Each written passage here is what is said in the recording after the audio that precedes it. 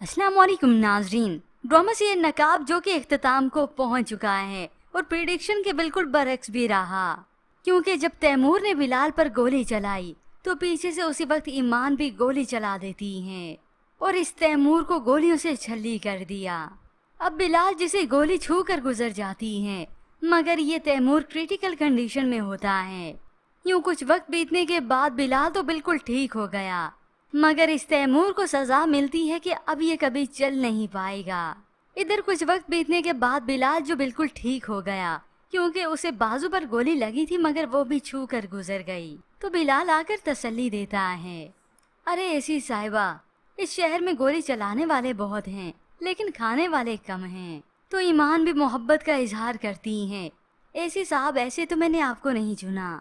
मगर इससे पहले यहाँ पर तो लैला भी आई थी, बड़ी फिक्रमंदी अपनी दिखाती है।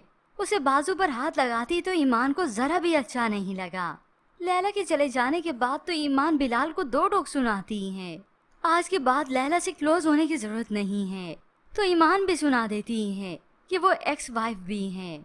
ईमान नाराज हुई तो बिलाल उसे मना ही लेता है, क्योंकि बिलाल को भी अच्छा लगा कि ईमान को जेलसी हुई, वो नहीं चाहती मुझे किसी और के साथ देखना भी। जबकि दूसरी जानिब आज तैमूर को हॉस्पिटल से छुट्टी मिल रही है।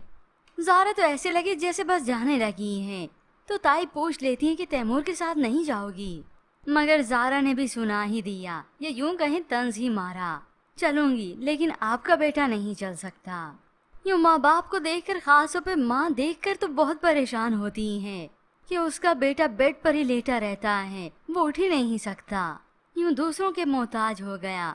मगर इस तैमूर की अकड़ फिर भी नहीं जाती और बाप अब सबक दे रहा है झुकने के, कि जो लोग झुकते नहीं वो टूट जाते हैं।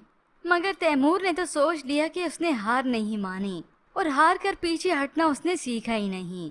और तो और कुछ ही देर के बाद इस तैमूर से मुलाकात करने के लिए पुलिस भी आ जाती है। माँ तो परेशान हो गई कि इस हालत में तो मेरे बेटे को छोड़ दें, क्या पूछने आए हैं आप लोग।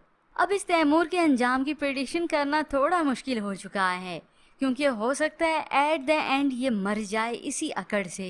मैं झुकूंगा नहीं, खुद को मार दूंगा, या फिर बेड पर लेटा लेटा खुद ही पागलपन का शिकार हो जाए कि आखिर सभी इसका साथ छोड़ जाएं। और यूं बिलाल और ईमान ने अपनी हंसी खुशी जिंदगी का फिर से आगाज किया।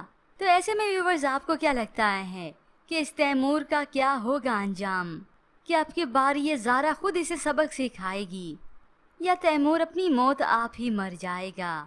मज़ीद ड्रामा आज रिव्यूज़ के लिए आप देखते रहिए उर्दू टीवी।